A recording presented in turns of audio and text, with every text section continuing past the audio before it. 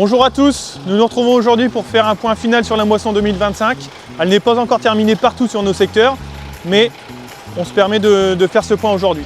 Alors, globalement, il y a deux éléments majeurs qui sont à retenir. C'est d'une part la précocité des moissons dans les blés, puisqu'on a reçu des blés au 1er juillet, chose qui n'a jamais été vue dans les Hauts-de-France, donc on ne s'y attendait pas forcément.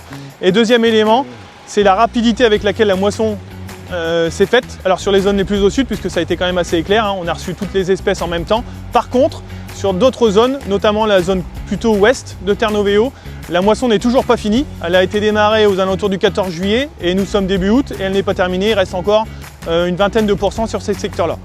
Donc c'est un petit peu le contraste qui font de cette moisson une moisson assez atypique. Au niveau des blés, la moisson semble assez hétérogène, hein, puisqu'on a des échos de rendement allant de 70 à 115 quintaux par hectare.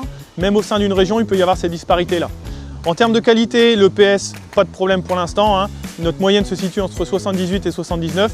Par contre, petit point d'attention sur les blés qu'on va rentrer d'ici fin de semaine. C'est le critère qui sera certainement à vérifier pour voir s'il n'y a pas eu d'écart par rapport à ce qu'on a rentré auparavant. Le petit bémol de l'année, c'est malheureusement la protéine. C'est le critère qui peut être pénalisant dans certains secteurs, alors sans doute dû au type de terre ou à la précocité des apports d'azote, chose à vérifier. Le critère variétal ne semble pas du tout rentrer en ligne de compte par rapport à ce taux de protéines qui peut être pénalisant. Concernant les orges, des rendements aussi hétérogènes, puisque en orge d'hiver, nous allons de 70 à 115 quintaux pour les meilleurs, et en orge de printemps, nous allons de 70 à 95 quintaux. En termes de qualité, aucun souci sur les PS, des PS extrêmement hauts pour l'année, 68 à 69 de moyenne, et des qualités en protéines qui sont dans la majorité dans les normes, avec quelques petits écarts qui peuvent être constatés. Donc aucun souci là-dessus.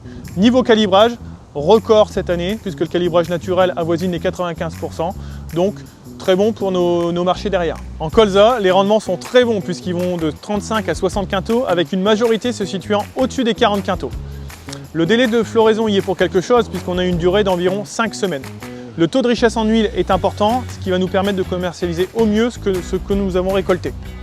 On constate que les agriculteurs ont attendu avant d'aller battre leur colza, ils ont attendu la pleine maturité, ils sont repartis dans les blés et revenus dans les colzas par la suite pour tirer le plein potentiel de l'aspect variétal. Voilà, on en a fini avec ce point moisson. On espère que les conditions météo vont se maintenir jusqu'à la fin de semaine pour permettre aux derniers agriculteurs des Hauts-de-France qui n'ont pas fini de pouvoir terminer leur moisson.